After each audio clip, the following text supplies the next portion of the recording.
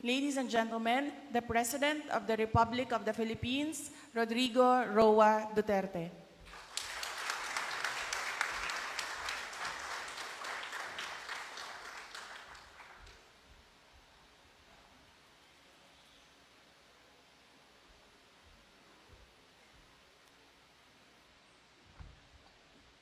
Daghang salamat, kindly take your seats.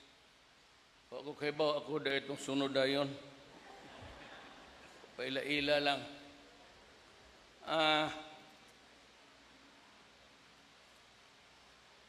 I am at a loss for the words to characterize our presence here this afternoon. Akong mga anak, ug ako. Tan-aw nako in terms of politics ug ang gugma sa mga taong nagpabilin sa among pamilya. Started in the same sitos there many years ago. My father was governor. Kaning giayo naman eh. But then it used to be the provincial capital. Kay ang Davao, usara ni adto. Davao province and the capital was Davao City. He was governor for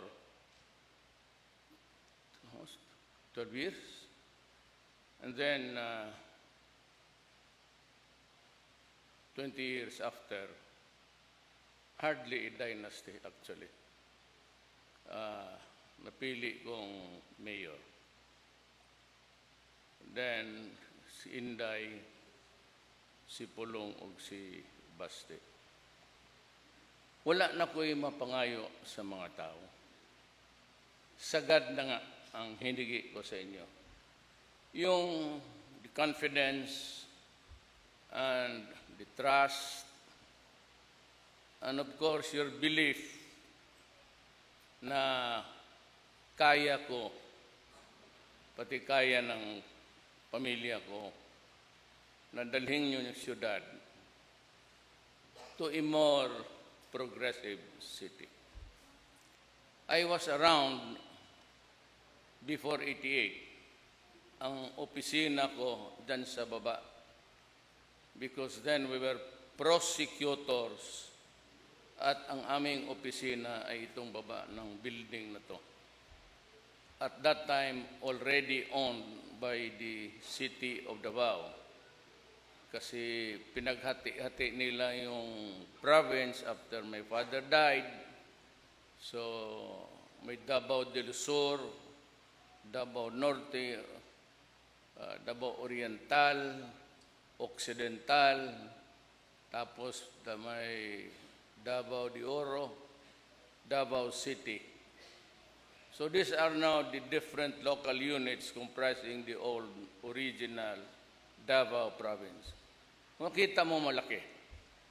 It was really a huge place that if you go from one end to the other, maybe from Orient, Quadra Costa tawag nila dyan, you have to take the boat and you will be away for 3 days before you can come back.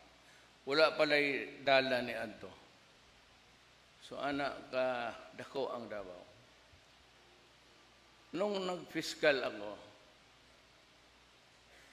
you know, you want justice in its purest form. Pero in the course of my stint, mas marami akong nakitang injustices. Marami akong nakikitang korupsyon at all the things that will go awry and make it wrong. Marami akong nakitang droga na bumagsak sa kaso, ako ang humahawak, for the simple reason na ang dumadating doon sa unat, tawas na lang. And of course, despite of my lamentations, ganon talaga ang nangyari. That's why when I was elected mayor, isa lang yun ang tunong nako. Because then, the streets did not belong to the citizens of the city. The alleys, the roads, and the highways, and even the commuters, yung mga jeep puntang Toril, Kalinan, without any let-up, every now and then, hold up dito, hold up doon. At kakaumpisa na ng droga. Ang nakita ko na maraming totoo na bumagsak, frankly, really, if you implement justice in its purest form, the average is 70% goes to the accused of being acquitted or exonerated.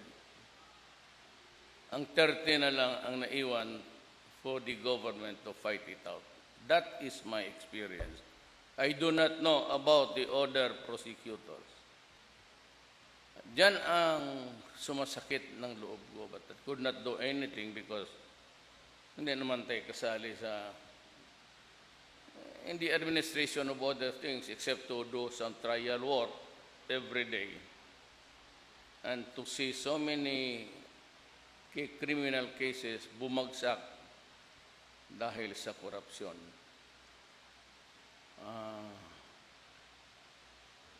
Let me leave you. I will not stay for long in this world. I am old. I know that my sunset is malapit na. So, ang iniwan ko lang ganito.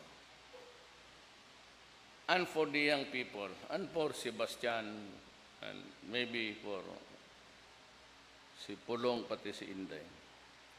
For as long as we do not have a clean government, for as long as corruption is there, and for as long as there is no law and order, this country, even given 50 years interval, at bigay mo na mga ilang mayors, we would still be in the same level of civilization.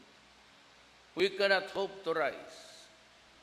For every table in the government, be it in the local or in the national, pagka dumating yung papel dyan, meron talaga yan. It's either they delay it and pabalik-balikin yung tao until the money is given. Plain extortion. Ganon yan. Permits, certificates of whatever. Yan ang madalas sa Manila. National government, pati dito. So maybe, when I go back after, I'm leaving right after this ceremony, leaving for Thailand to attend the ASEAN. Pagbalik ko, I will just write an executive order. Sinabi ko naman noon na pag may pumunta yung tao, it has to be in connection with your duties. Then, bigyan mo siya ng papel na nakalista na doon ang dapat i-produce niya. And if there's any correction, mag-iwan sila ng address or a cell phone number where they can be called to submit a more detailed or a corrected.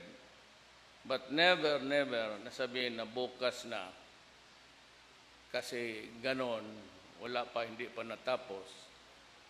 And even NEDA, hindi ngayon. Meron lang kutim na delay because of a policy. Maraming construction on airports, but I cannot act on it with any jiffy because of some important policies as yet to be determined. For all the others, yung roads and airports, okay na tayo. And there will be a lot of in the remaining 3 years. Ako ang gusto ko, ako na lang ang magsalita. Total, dito na lang rin ako. I will be very strict. And if I have to fire people, I will do it. Friends or foe. Yun ang usapan natin noon. Yan ang usapan natin pag alis ko. Kaibigan kita, sinabi ko na sa iyo noon, anything but graft and corruption. Kasi dyan tayo nasisira. And you know why? Kung yung taga Davao, alam ninyo na I had the Chinaman's chance of making it to the presidency. Talagang hindi ko na sa sarili ko masabi na manalo ako. After all, ilan lang sila ang sumuporta sa akin. Well, of course, Romualdez is one. And then to si Charles, Sammy, they provide me with the money. Pero wala talaga akong sabihin mo na may mga leader except Aimee, Obet Garcia sa Bataan, dito sa Visayas, except for Leyte, Tacloban, sa Cebu, wala. In the hometown of my father, wala kaming leader. Of course, the Duterte is there because they are relatives. Nang matay na ngayong isa, pumunta ako nung about 5 nights ago. So yan. Ang tingin ko, I was alone when my daughter said na presidente ka na pa, yung kapatid nilang kalahati, Kitty, started to ponder. Anong gawin ko? In the first place, hindi ko talaga akalain manalo ako. Far from it. Even the surveys, up to the last minute, it was also a last-minute rise na hindi na nila mahabol. Why?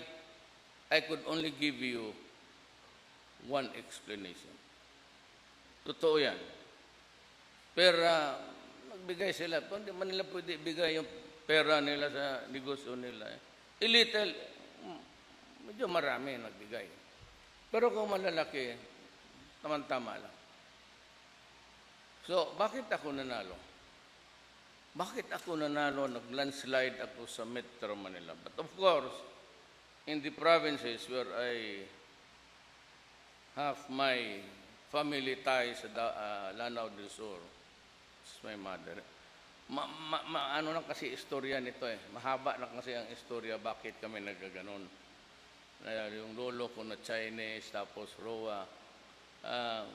Just give me a chance to talk to you because I have to retrace why na ganon. Pero yung pagkakunti kong pagkamaranaw gave me the reason for the landslide sa lahat. Sa lahat ng lugar ng mga Moro. And there's a reason for that actually. It's blood. Yung iba naman, ang tingin ko talaga, ang message na dinala ko sa tao. And what was it? Corruption, criminality, droga, pati lahat na. So, sabi ko, sa corruption, hintuanan ninyo. Tayo naman dito, magkasama tayo. But there was never a time na involved itong Davao, itong CDDs. Maybe in the early administration. Pero then, I was taking a ride for it. And si mga kaibigan, matanda,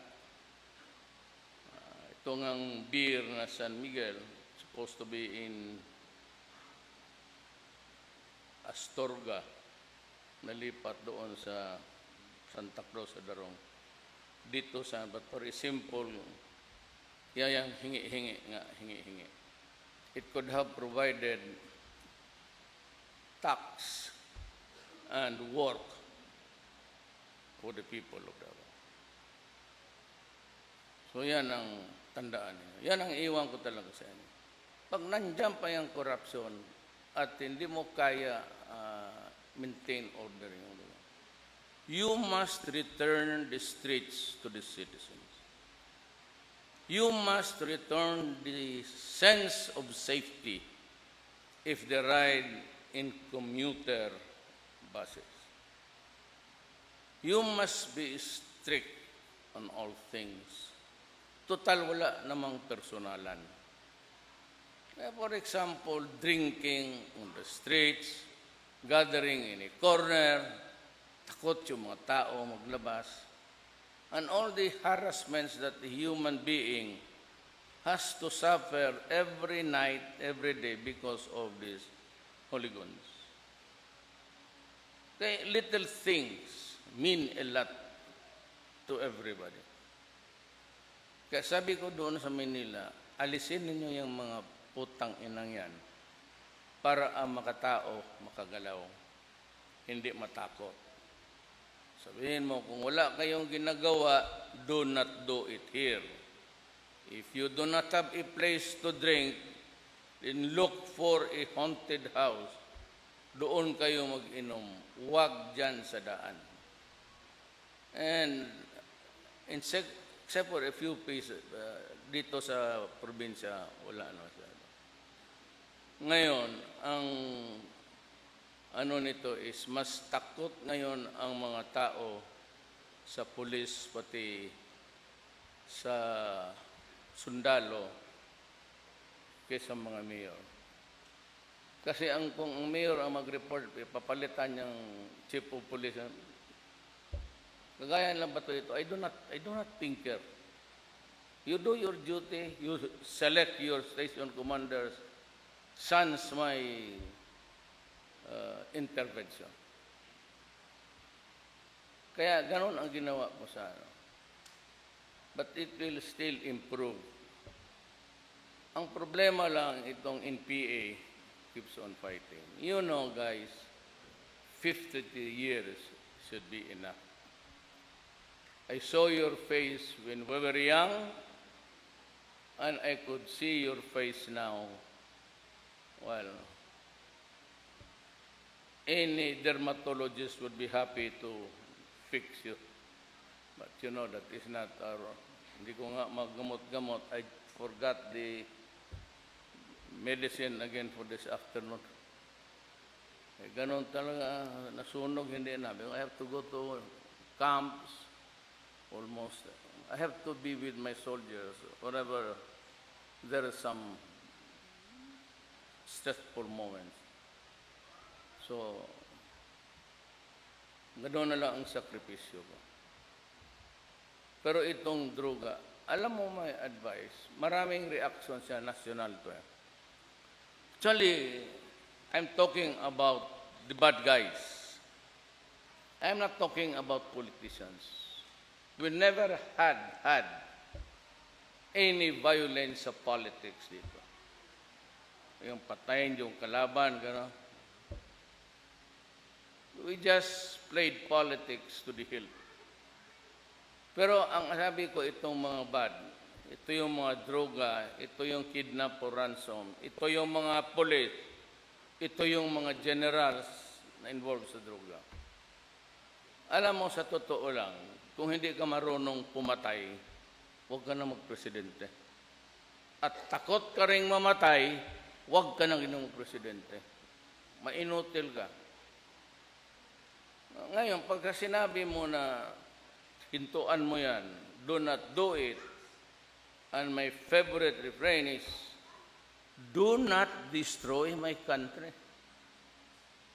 Because if you keep on feeding our children with drugs, patay ang Pilipinas. you keep on asking money, the investors would have the second thought about being here. Kailangan talaga malinis at protektado sila.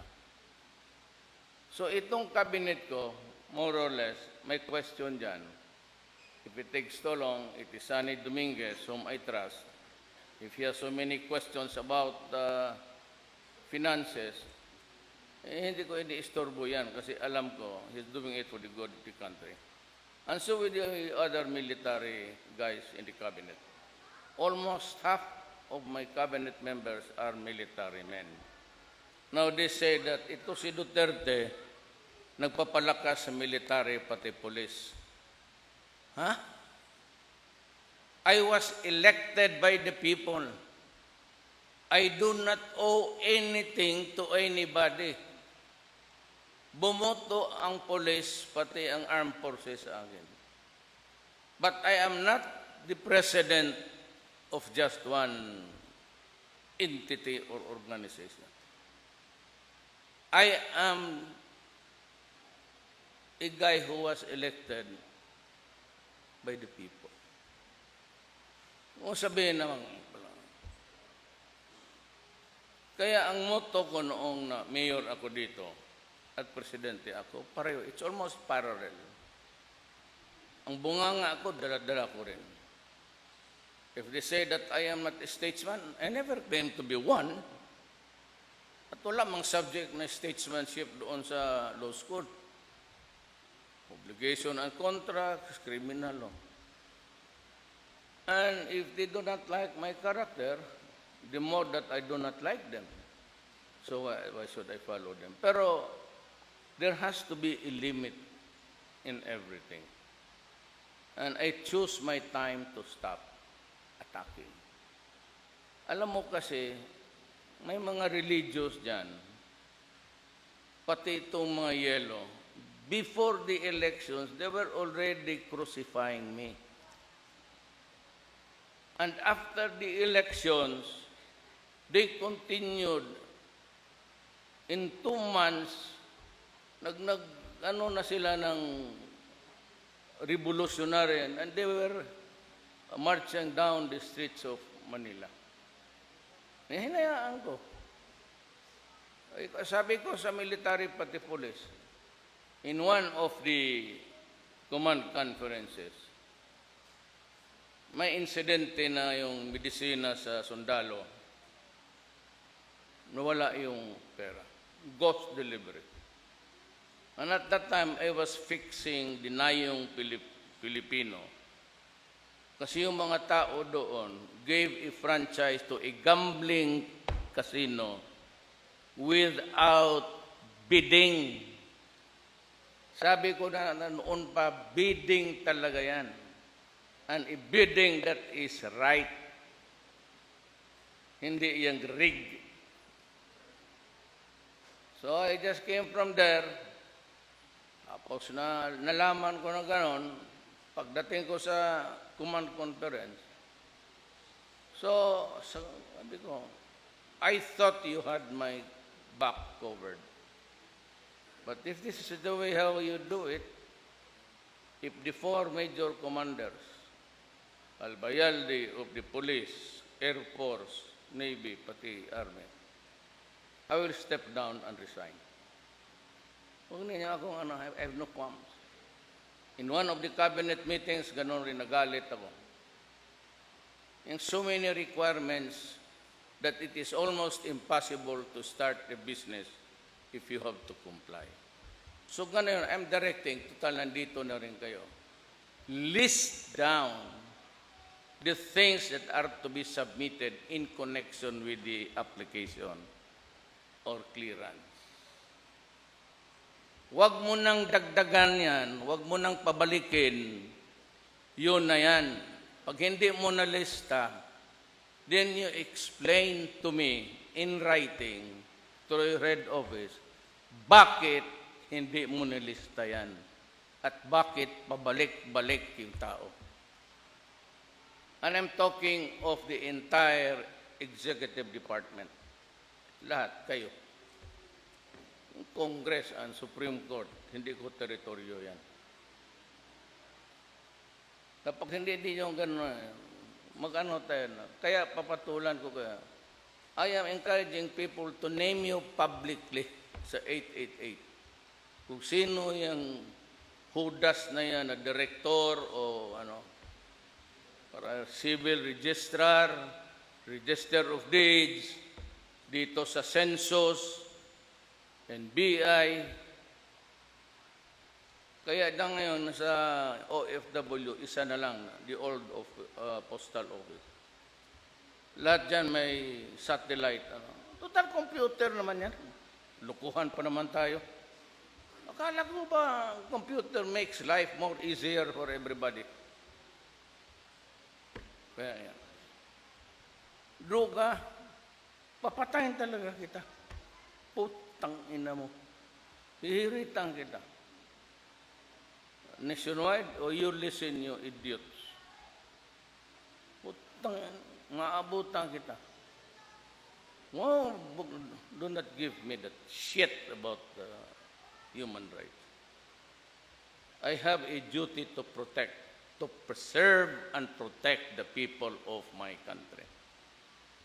Ikaw dyan, isa ka lang, nabaril ka, you are a dead carcass to me. You're a piece of meat dying there.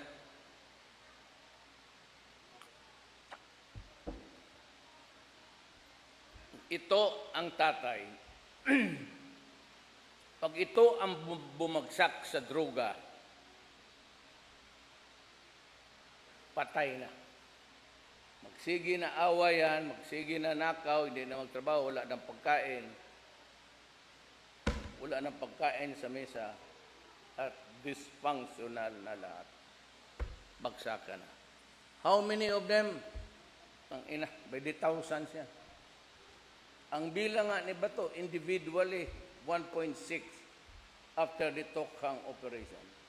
Santiago, the former PDEA said it was 3 million. They're both correct. Nobody's wrong. Ang Manila, ang counting nila, doon lang rin sa Maynila. They never considered Cebu, Davao, Cagayan, Bacolod, Iloilo, Lanao. Ngayon, pag dysfunctional ang pamilya, marami ng Pilipinong gunggong, hindi mo naman talaga wala na. Sabi ko, do not do it during my time. I will not allow you. Makinig kayong mabuti. Hindi ko talaga gustong marinig na sumabog sa droga ang Pilipinas sa panahon ko. Kayo ang pasabugin ko. Utang ina ninyo. Wag ninyo akong, don't fuck with me about drugs. Hindi ko kayang tanggapin. Yung murder for hire, kayo mga po. Kaya, pag-isipan ninyo yan. Kasi mamamatay tayo, aabutan ko kaya. Pag hindi na ako presidente, lalo kitang hantingin. Karami kong baril na may silencer. Tirahin lang kita sa likod, tapos tatalikod ako. Do not do it. Yung droga, alis kayo dyan mga kriminal. Wag, 3 years lang naman. After that, bahala kayo. Kung sino mga presidente papayag sa kalukuhan ninyo, wag sa akin. Wag sa akin. Ako talaga pumapatay. Alam na mga taga Davao yan. Di kayo. Now, in the matter of, ako nahiya. Kasi people keep on repeating that phrase about dynasty. Totoo man yan. Masama man talaga na isang pamilya lang for so many years. Ang problema, ang tao. Kaya yung sabi ko, hindi na ako mag-mayor, ang gusto nila si Inday. Ang partido ko ang sundin ko because that is the party yung humpong who will support me during the election. At sila yung may gusto. Then after that, si Pulong. But I advise him to resign as a matter of honor and principle. Total, sabi ko, bata ka pa, marami pang eleksyon sa buhay mo. Kaya ito sinasabi ko sa inyo, mga anak ko. Stay humble. Do not flaunt that power. Kita mo ako, mas gusto kong hindi ako pansinin ng tao. I would rather just cover in one corner. Ayaw ko yung pansinin. Nagsawa na ako niya. Ilang taon na.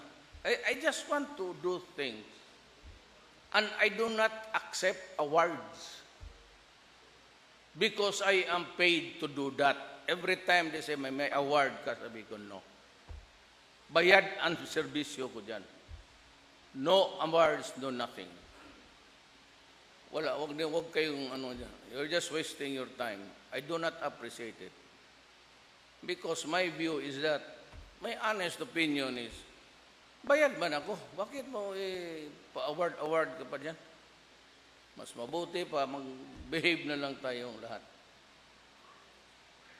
Itong komunista, I don't know if there is a chance of talking again. Maybe yes, maybe no. Depende na lang sa back-channeling natin. But one thing is clear. Again, I restate, you have to declare a ceasefire and you have to stop collecting money from the people and from the businessmen.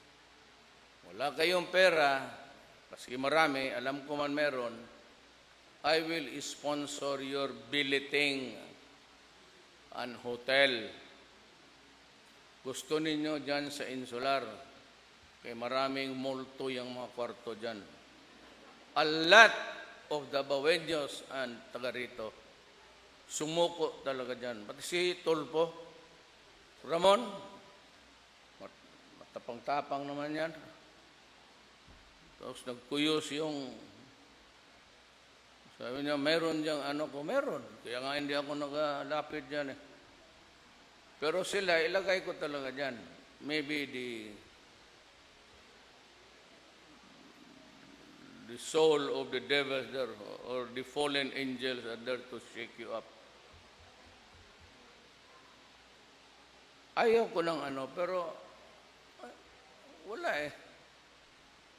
Kasi pag ayaw ko, ginusto naman ng anak ko, alang-alang hindi ko naman suportahan dahil lang sa principle of dynasty.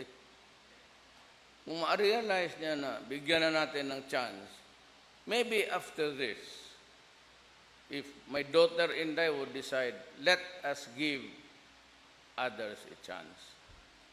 Kasi kung ang Duterte pa rin magtakbo, I'm sure, wag lang sirain yung pangalan, mananalo pa rin yan.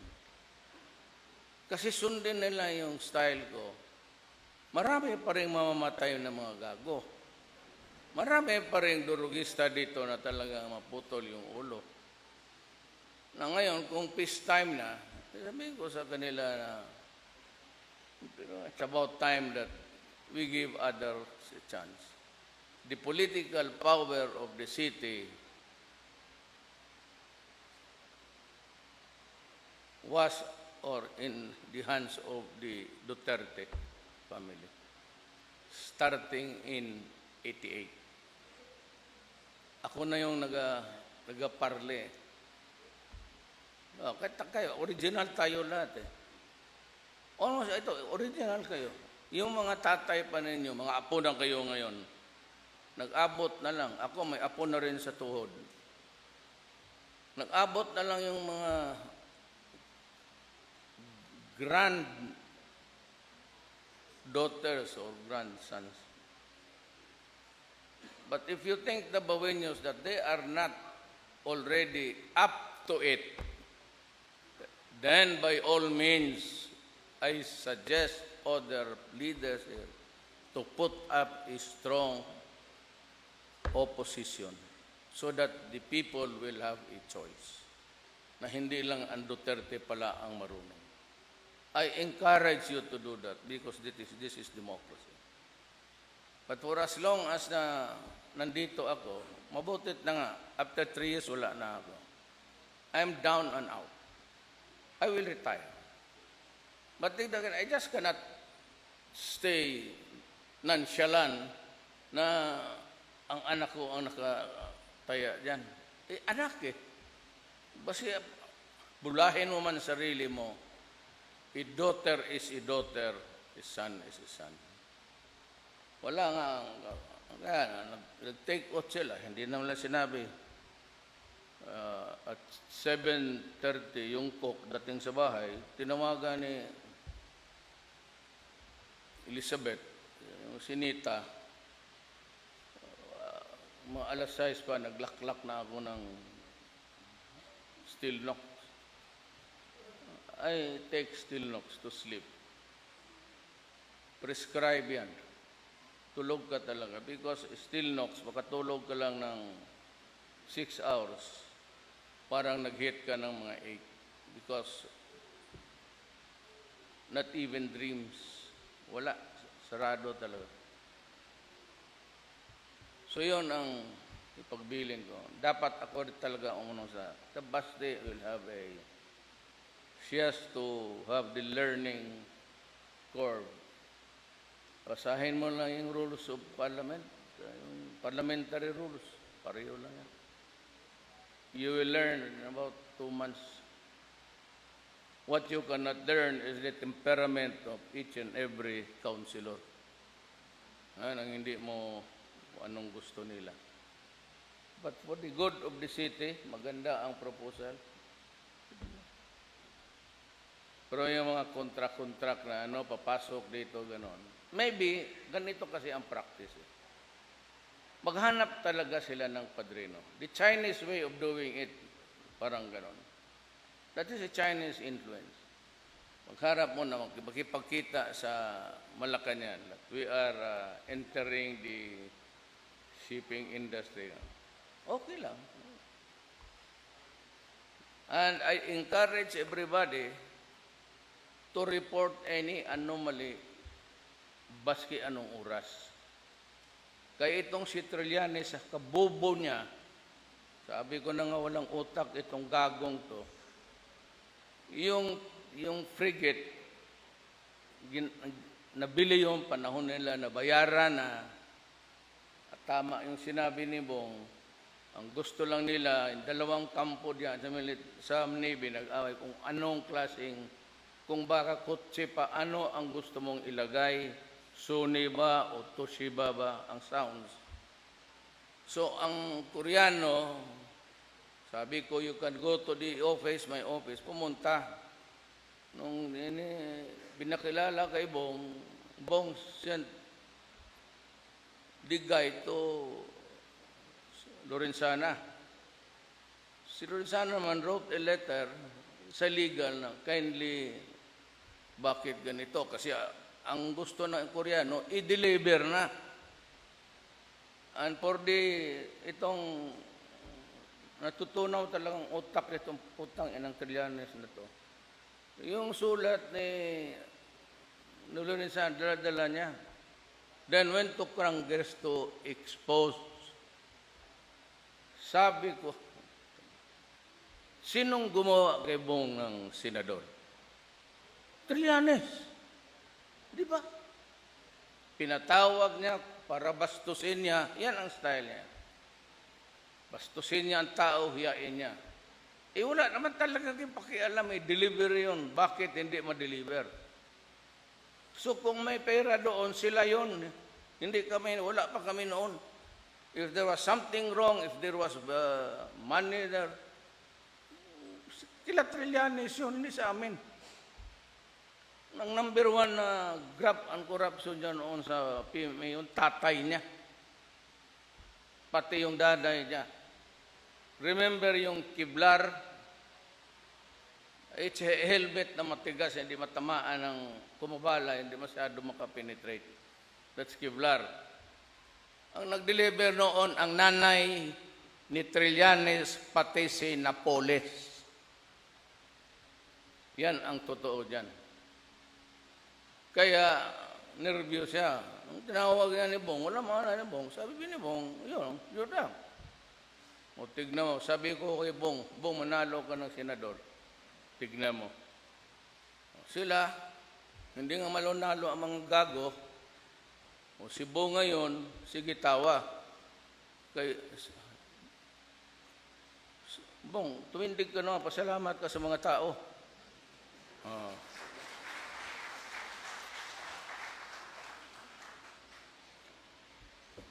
Buhay man yan. Sinabi ko, punta ka doon. Wala ka namang sagutin. So, just tell the truth. Sabi daw ni isa dyan sa mga military. Hindi balibong total, ano man ito, executive session. Closed door ba? Ang ano lang. Sabi ko, wag kang pumayag. Wag kang pumayag, sabi ko, demand an open and public investigation. So, nung tinuruan sila ni Bong na ganon, na tanganga itong si Trillanes, ayun, wala nang maniwala. Nag-imbento pa ng 8 para sa inidoro. All Trillanes has to do is to pull the flash. Ano to?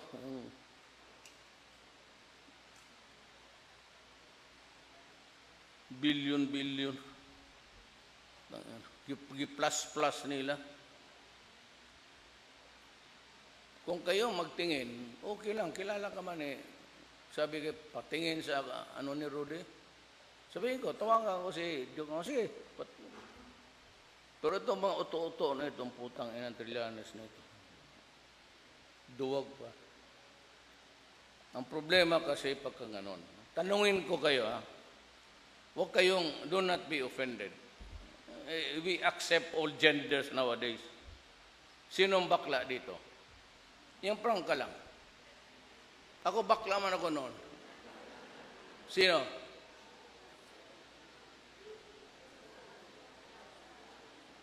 Itong mga photography ni Tago. Sinong bakla dito? Tanungin kita. Sa asta ni Trillanes, babae siya o lalaki?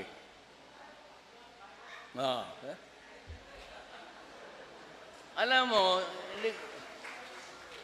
hindi ko alam yan. Nanood ako ng TV sa sa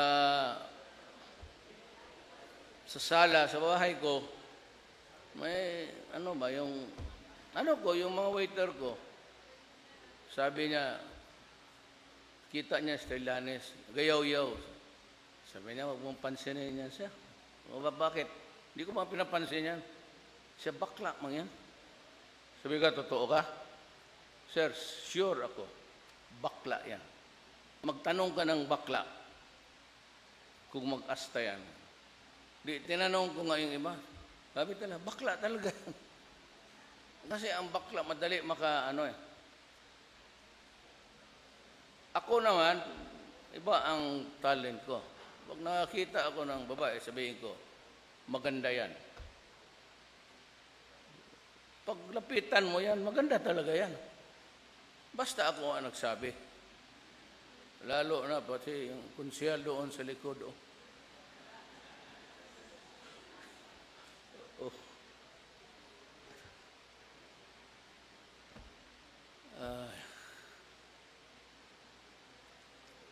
Totoo. Kita mo sinong maglakad noon? Ang shoulder nagatuyok. Gano'n. Bakla lang ako maganon eh. Pero wala akong sa bakla, ha? Dalawang kapatid ni Elizabeth, bakla. I do not have any qualms about sa dormitoryo ako, ang kasama ko sa kwarto, bakla. But there was always this space of respect. Wala akong sa mga bakla. Ako nga ang tiga-depensa sa kanila sa dormitoryo eh. Kasi ginakaya-kaya. Wala akong... Well, anyway, 6 o'clock. Baka hindi ako makalanding doon sa I'm supposed to land on a military base there. Hindi sa airport nila. So I'll be out for 3 days and said I will sign the executive order. I will just give you a limited time, including the cabinet members. Yung extension, depende na lang kung i-justify nila. But yung lahat ng you better do it. Pag may magpunta dyan sa assessor asking for an assessment, okay ito. I-demograph na ninyo. Tapos,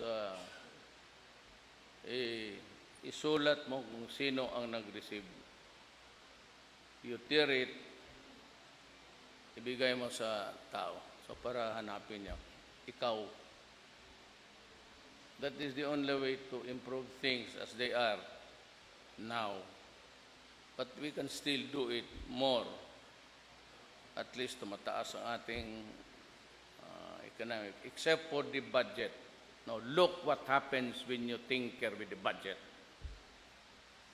The budget was not there for 3 months, so walang spending, walang activity, walang magbayad, walang magbili kasi walang pera. Especially the bill. We suffered how much? Almost 72 billion. Naghina ang ating ang GDP. GDP is income, period, for a quarter. Medyo nag-dive tayo kasi yun nga yung budget na hostage. So that is how I propose to do. Let us move faster. Sana matuloy yun ng at lahat yung hapon talaga sa pati yung China. Itong China, ganito yan eh. For the bright people, for the military, for the police, and for everybody. Yang ganyang banggaan ng baruto, pati bangga, even a large, it could be schooner or that is a maritime incident or accident. Parang bungguan yan sa highway. It is not a confrontation of armed men and machines or ships. Wala nga nang namatay. So dito sa atin, it's the police. Merong maritime police. But usually in other countries, at pati tayo, we consider it a maritime incident at it should be investigated ng mga Coast Guard o tayo mga abogado. We call it the Marine Board of Inquiry. Alam ninyo yan. Hindi yung tawagin mo yung gray ships. The gray ships are the warships. Yung Navy. You do not call the Navy pagka walang gera. You just concentrate on the police, fisheries, or by accident, Coast Guard. Hindi ka magpadala ng aircraft puta. Tapos that is an open confrontation. Magkabarilan pa. Hindi ako takot sa China. Takot ako na baka walang kalaban-laban tayo. At baka tayo ang maubos. Pero kung sabihin na America has the right to interfere if it becomes a bloody confrontation. And one thing, if there is an invocation of the RPU it should be concurred by Congress of America. They will go to war only if the President says so, and Congress will give its concurrence. Other than that, saka that is not the proper. Wala nang namatay. So it's up for the to discuss Marine Board of Inquiry. If it is not registered in the books of the government as a ship bangka lang na walang then you go to the Coast Guard. China says, kung kasalanan nila, magbayad sila. So why do we have to go into convoluted argument? That is the problem. A little knowledge is a very dangerous thing. So hanggang dyan ka lang, tapos pasok ka ng pasok. Not good.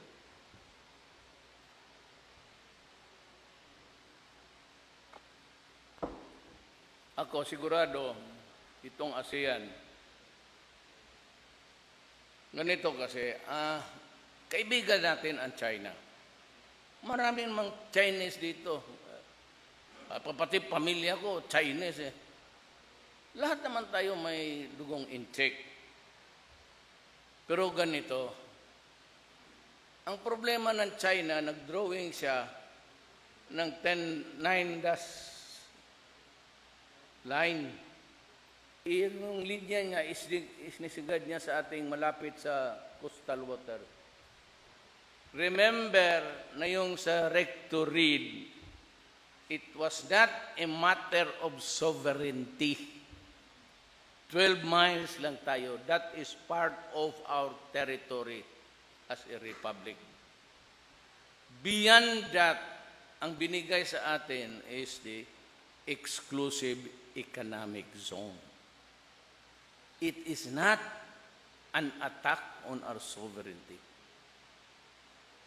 Malayo yan. Sovereignty is the republic. Pag inatake mo yan, then there's going to be war. Pero yung sabihin mo na dito, and they keep on insisting, kagaya ng walang alam. Sabi na we will go to ganon, puntahan natin, warships. Kaya mo kaya? Kaya mo ang missile ng China? Pag alis pa lang ng Marines ko dyan sa Palawan, bus na yan. Bakit? I will not do that. Ngayon, ilagay mo ako, you have to place me in a very advantageous position to. Saka ang tanong ko lang sa China, we're friends. But ang China, you drew a line, dikit talaga sa mga coastline ng Vietnamese, Malaysia, dyan, Brunei. Kaya ang sabi ko, is it correct for China to declare ownership of an ocean?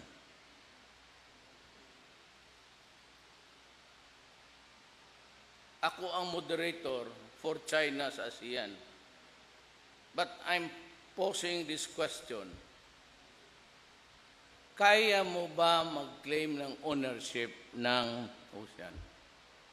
Because nobody can prevent America from claiming a third of the Pacific Ocean. Ako naman dito, pagpasok mo galing Palawan, galing India, papunta ka ng Silibis dito sa, palabas ka ng Mindanao, Pacific. Iikot ka ng ganon, pasok ka dyan, doon ka bandang ulo, tapos Silibis. Dito banda, tignan ninyo yung mapa, it is the Sulu Sea. Now, I am thinking of claiming the Sulu Sea as ours. Huwag kayong dumaan rin pag wala kayong permiso sa akin. And I won't mind if America would claim the whole of the Pacific. And the Australian would claim all. That is the danger. Ang gusto kong sabihin. I will talk lengthily about it dito sa ASEAN. It's not a matter of yung 10-9. 9-10. Simple lang. Can you claim an ocean as your own? Because tell me now, because I will also claim mine. Nakalakay dyan, Sulusi. Happy masyadong Abu Sayyaf. Diyan na lang kayo mangisda. Huwag kayong papasok. Anybody magpasok dyan,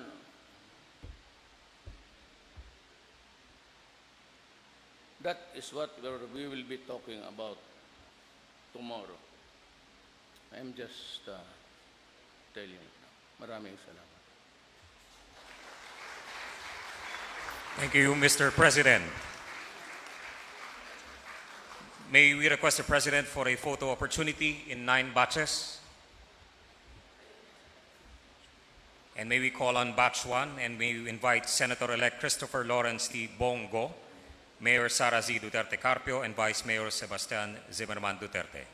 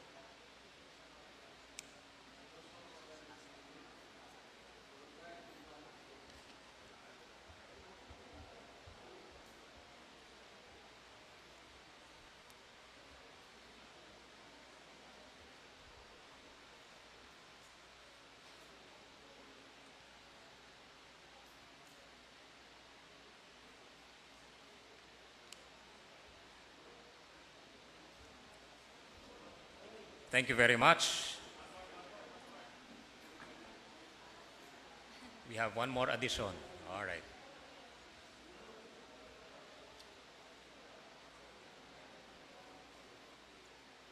All eyes on the camera.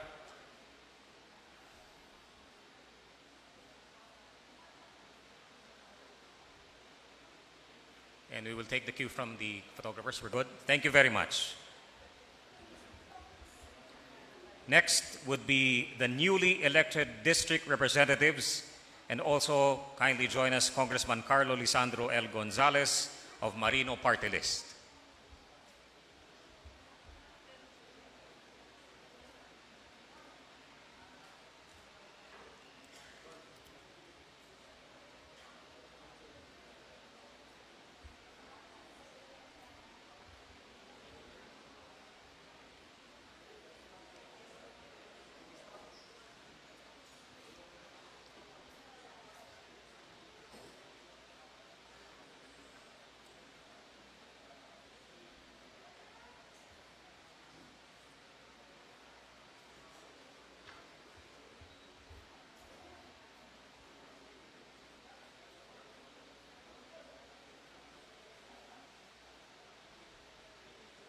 Thank you very much. Next are the newly elected 1st District Councilors.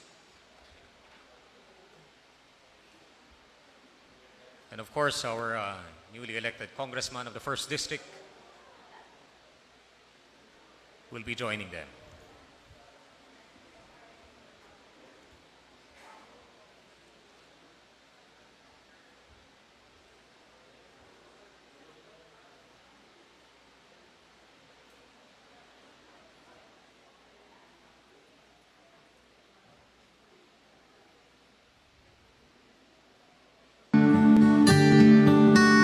Thank you very much. Next would be the newly elected 2nd District Councilors.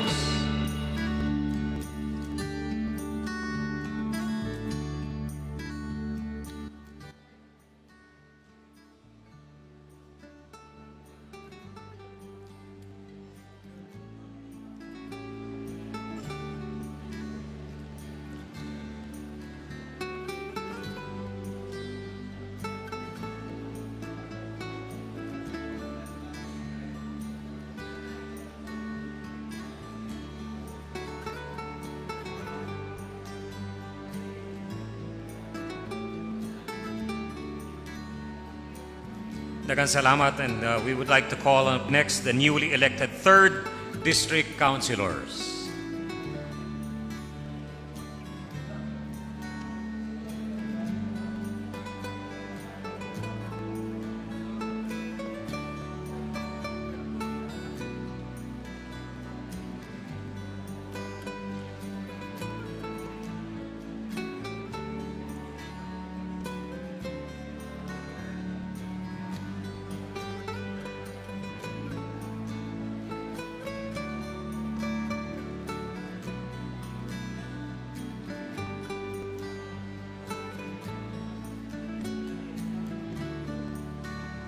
Thank you very much. And next would be our outgoing Vice Mayor, Bernard E. Alag, and members of the 18th City Council.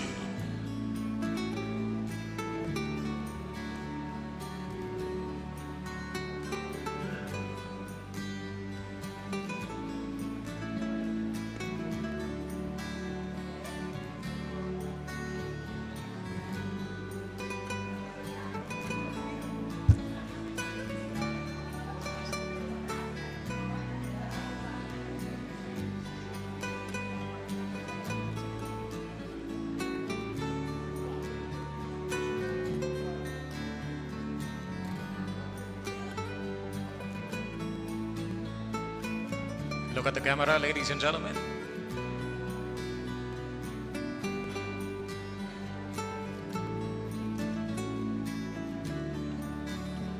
Daghang salamat. And next would be the Davao City Mayor's Office staff or inaugural staff. Uunahin natin ang SB. Alright, we would like to request the members of the Sangguniang Panlungsod inaugural staff.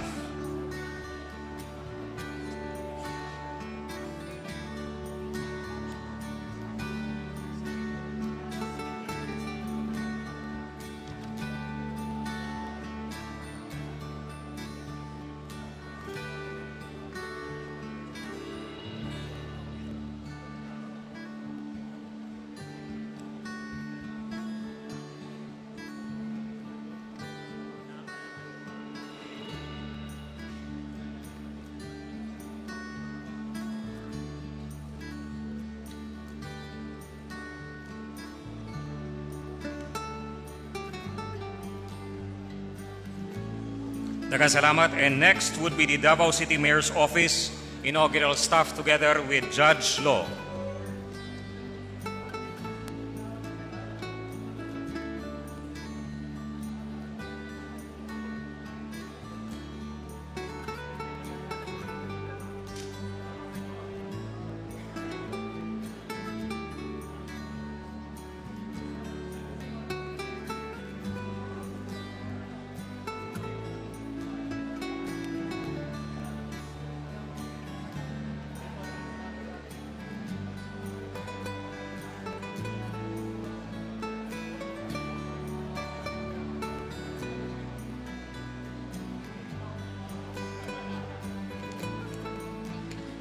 Daghang salamat. And lastly would be Mr. Leopoldo Aquino and wife. Puloy, please kindly move faster since our president has an appointment.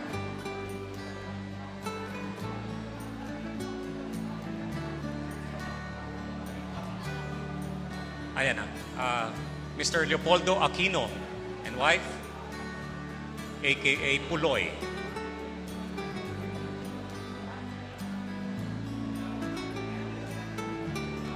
And together with Glenn Lord Cabanyog, aka Toti. That will be the last one.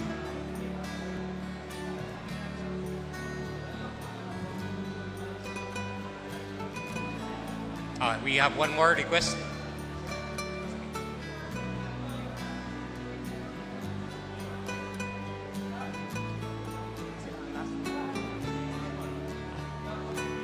Lastly would be Sammy Uy, Congressman Romualdez, Sir Junte, and Sir Charlie Gonzalez, and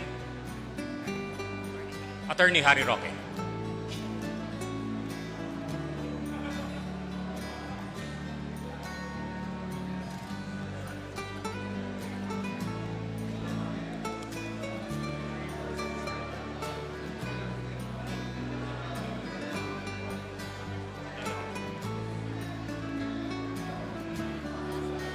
This will be the final batch. All eyes sa camera.